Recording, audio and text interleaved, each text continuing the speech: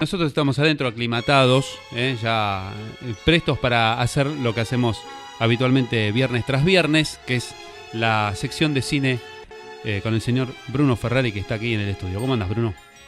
Hace un par de columnas quería traer una película de esa parte del mundo de Oriente, y pensaba por dónde entrarle, porque claro, es un tipo de cine que habitualmente genera un poco de rechazo por un tema de un montón de cosas estéticos, de temática, los tiempos que maneja, a nivel narrativo, pero bueno, elegí puntualmente esta película porque es una película que rompió un poco con esa visión justamente que se tenía de ese cine en el momento que salió, y es como que introdujo y mostró a Japón y a Oriente al resto del mundo, ¿no? Estados Unidos, que obviamente siempre fue el lugar de producción cinematográfica y donde más se han hecho películas, empezó a prestar atención a este tipo de cine. Más allá que obviamente siempre se tenía en cuenta el cine de todo el mundo, pero bueno,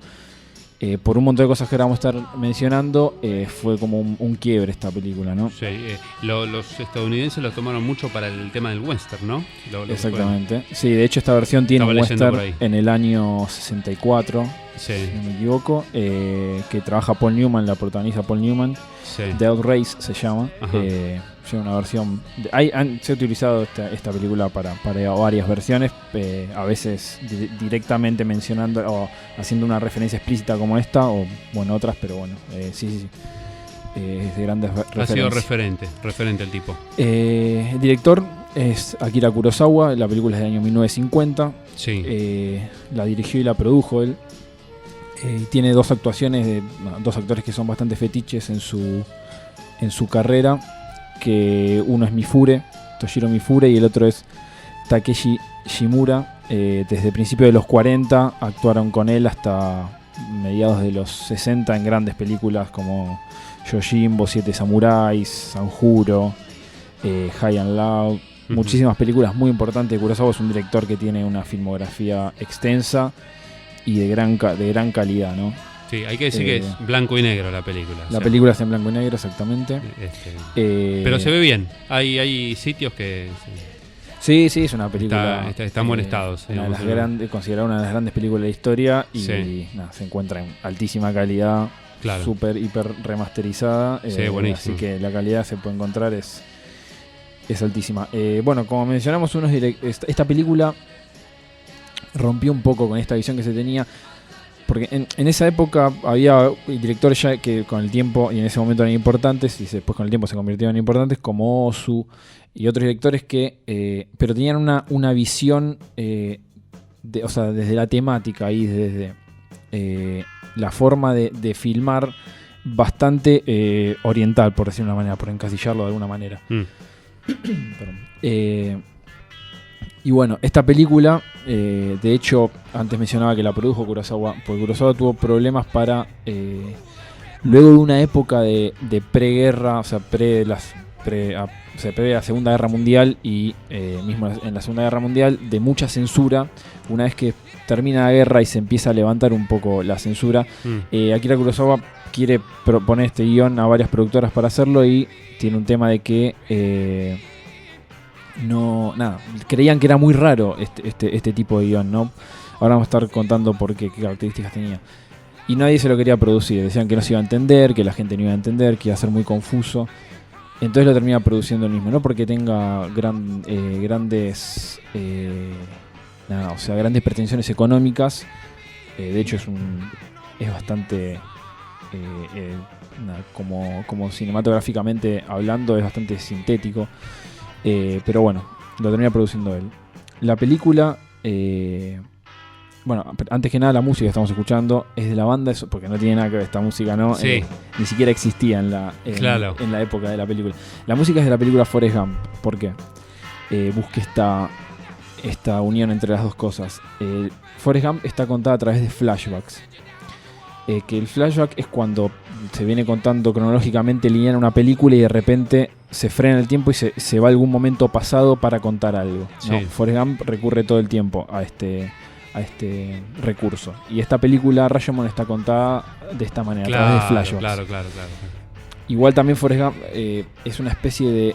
En realidad está contada a través de un raconto, vendría a ser, porque el raconto es como un derivado del flashback, por decirlo de una manera, en el cual el raconto es cuando la historia que se está contando del pasado y la presente en algún momento se unen, y a partir de ahí continúa el tramo final de la película, por decirlo de una manera, con una historia presente. Sí. Eso sucede en Forrest Gump, pero está contada mayormente a través de flashback, ¿no? Claro. Bueno, la música van a ir escuchando Elvis, Creedence, The Doors, es una gran banda de sonido de una época puntual del la rock, banda de sonido de Estados Unidos, ¿no? es impresionante. Bueno, la película, como decíamos, está contada a través de flashback y cuenta, o sea, básicamente transcurre está basada en un par de cuentos del año 1919 y cuenta la historia del asesinato de un samurái en un bosque. Sí. Y la película te comienza mostrando a 3 personajes que se reúnen hay una tormenta muy grande en un pueblo que se llama Rashomon, o sea, el ingreso a un pueblo que se llama Rashomon. Bajo una especie de templo destruido antiguo. Sí. Se cobijan ahí por la lluvia y empiezan a comentar sobre esto que acaba de suceder, el asesinato, ¿no? Sí. Y empiezan a comentar que lo raro de esto es que no un asesinato, porque era algo que uno de los personajes de hecho le dice, mira, si miras a tu alrededor hay cadáveres por todos lados, pero le dice, no, este caso es muy particular porque las personas que fueron testigos o que pueden dar algún veredicto de lo que pasó, todas en sus historias se contradicen, ¿no? Claro. Entonces ahí está lo importante de la historia. Sí. Y ahí está, o sea, lo interesante, por un lado es, a partir de esto es el lugar en el cual coloca al espectador, que es una de las cosas más interesantes. ¿A dónde nos coloca a nosotros como espectadores Kurosawa? Cuando nos muestra este relato este relato de las personas hablando a cámara, coloca la cámara frontal como si nosotros fuéramos quienes están interrogando a estas personas, ¿no? Y nos coloca como en el lugar de jueces, ¿no? Y por un lado, también es interesante la crítica que hace o sea, la posición de la cámara y a la realidad en el cine de lo que uno ve. Porque acá a uno lo ponen a juzgar un tema, o sea, una historia, sí, acontecimientos que suceden que se contradicen, como decíamos, a lo largo de la película 4 veces. Entonces también te hace reflexionar un poco a través de lo que uno ve a veces en el cine, cuán real es y cuán no. O sea, si en una misma película, en un mismo relato, 4 personajes internamente en la película te pueden llevar de un lado para el otro y tratar de engañarte a vos. Sí. Nada, es interesante el punto de vista donde nos coloca. Como hablamos hace unas semanas por ejemplo, de La soga de Hitchcock, sí, que son directores muy particulares y para mí este tipo de directores son los que hacen la diferencia en eso, en el lugar donde colocan al público. En el caso de La soga habíamos hablado de que nosotros al principio de la película nos muestra el asesinato de un personaje y nosotros somos los únicos testigos con los 2 asesinos. Claro. Y el resto de los personajes que van apareciendo a lo largo de la película no tiene esa información que nosotros tenemos. Nos da un poder el director Hitchcock, que en este caso también nos quiere otorgar Kurosawa, pero nos dice, ojo, vos vas a ser juez por dónde te coloco, pero mirá que hay 4 personajes que te están tratando de mentir. Sí, que van a decir su versión para defenderse. Exactamente. Y por otro lado, ahí está uno de los temas importantes de la película, que es como una visión pesimista que plantea del ser humano Kurosawa, ¿no? Sí. Donde buscan, en vez de buscar la verdad del asesinato, buscan cada uno cubrirse, tratar de mentir, de engañar. Una miseria, ¿no? Una miseria del ser humano. Son temas que, si uno puede ver la extensa filmografía, por lo menos en las grandes películas, que son muchas de Kurosawa, y en las menores también, sobre todo en sus inicios, toca este tema muchísimo, la miseria del ser humano. Sí. Y igualmente tiene un guiño de positivo, un mensaje positivo a través de uno de sus personajes. Exactamente. No vamos a decir cómo, pero... No, por supuesto, pero dando una esperanza y apostando al ser humano, ¿no? A esa reivindicación, o que por lo menos haya alguien que en quien confiar. Alguien en quien confiar, eso en definitiva. Exactamente. Bueno, como dijimos, en su momento nadie se la quería producir la película por un tema, por cómo está narrada, que dijimos a través de flashbacks. No solo, o sea, los 4 personajes contando el flashback, sino que la película arranca con estos personajes que dijimos que están analizando esta situación en ese templo ese día de lluvia, que a su vez hacen un flashback, van en el tiempo atrás a contar las declaraciones de cada uno, y a su vez esos personajes hacen otro flashback, es como un flashback dentro del flashback, ¿no? Y era bastante, no se había hecho algo parecido hasta el momento, entonces eso es lo que lo hacía complicadamente. Está muy novedoso. Novedoso, ¿no? El momento. Y bueno, es uno de los motivos que destaca esta película. Por otro lado, lo estético. Más allá, bueno, de la temática, la estética es muy interesante. Primero, dónde coloca la cámara. La película tiene mucho movimiento, sobre todo en los momentos de relato en el bosque, que es donde sucede este asesinato del samurái. Los protagonistas son el supuesto asesino, la mujer y el samurái, ¿no? Y un leñador, que es una de las personas que está en este templo contando la historia, que es quien encontró el cuerpo del samurái, ¿no? Y lo lleva a las autoridades. La película, bueno, como decíamos, la presencia de la cámara tiene 2 características muy, muy importantes. Uno, el constante movimiento, como decíamos, y por otro lado, que alguna vez lo hemos hablado, que es una característica muy importante del cine japonés, es la cámara generalmente en alturas medias o bajas, ¿no? Uh-huh. Se utiliza mucho la altura baja. En algún momento hemos hablado de que tiene que ver con la postura, que en general tienen en Japón y en otros países de esa parte del mundo, de donde se sientan a comer, ¿no? Es parte de su día a día, ¿no? De lo cotidiano, y lo llevaron al cine, ¿no? Para hacerlo un poco más. Claro.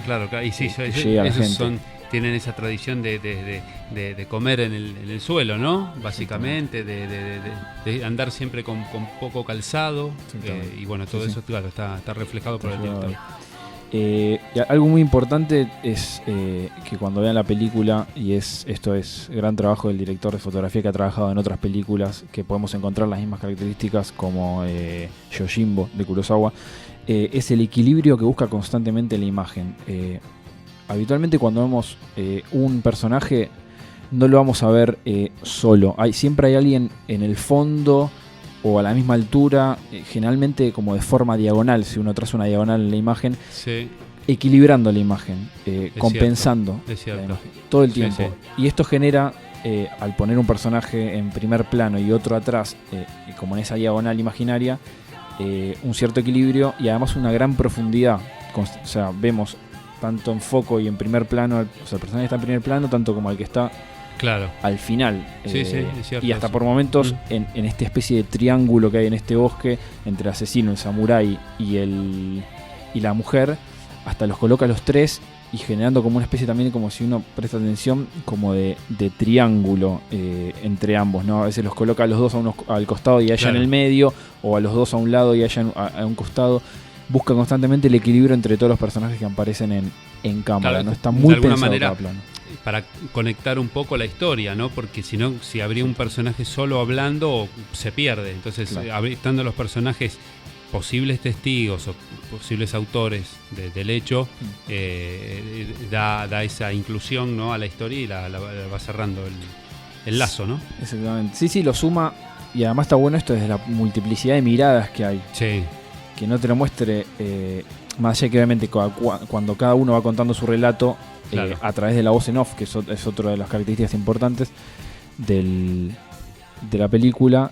Siempre la voz en off es como introducción a cada uno de los relatos, pero siempre prioriza obviamente la mirada de cada uno, pero trata de incluir a todos los personajes que formaron parte de este acontecimiento, ¿no? de esta situación. También lo interesante para ver es cómo diferencia de los 3 lugares que plantea la película, los 3 escenarios, que es el templo, el bosque y el lugar donde se produce el interrogatorio, las diferencias de iluminación en cada uno. El templo, que es la realidad, la actualidad, y como todo esto que hablamos del pesimismo y todo, hay un alto contraste, los oscuros están los negros están muy marcados, muy profundos son. De hecho, casi no hay blanco, tanto la ropa de los personajes como el exterior, que hay una lluvia, una cortina de lluvia impresionante de fondo. todo es en tonos grises, oscuros, ¿no? Sí. Esto le da como cierto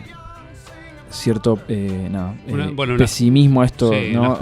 Suma a esta oscuridad, todo lo que hablábamos antes, al pesimismo que quiere denotar Kurosawa. Claro. Por otro lado, en el templo, en el interrogatorio están prácticamente, lo único que es el color blanco, que es lo que más resalta y estalladísimo. Sí. Y por otro lado, en el bosque, que es donde está esta mentira, esta verdad, que no terminamos de saber quién dice la verdad y no, se juega con una especie de claroscuro a través de la luz entre las hojas, las ramas, los árboles. Constantemente vamos a encontrar este claroscuro. Entonces tenemos por un lado la oscuridad del presente, el estallado, el blanco estallado de los relatos cuando se cuentan en la especie de comisaría que hay. Claro. Y por otro lado, en los bosques, este claroscuro, que es el lugar de misterio, de que no se sabe qué es lo que realmente pasó. Esto es muy, muy interesante. Y lo último, bueno, para cerrar, antes de ir al tema final, que la música básicamente es bastante oriental, por decir una manera. Sí, hay mucha flauta o gaitas o tambores o platillos, algún violín.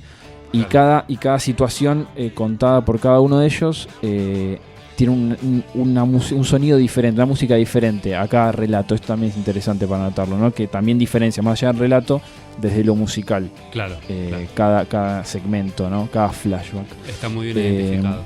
Pero bueno, estas son las pequeñas cosas de lo estético que uno puede encontrar, y como siempre decimos, muchísimas más.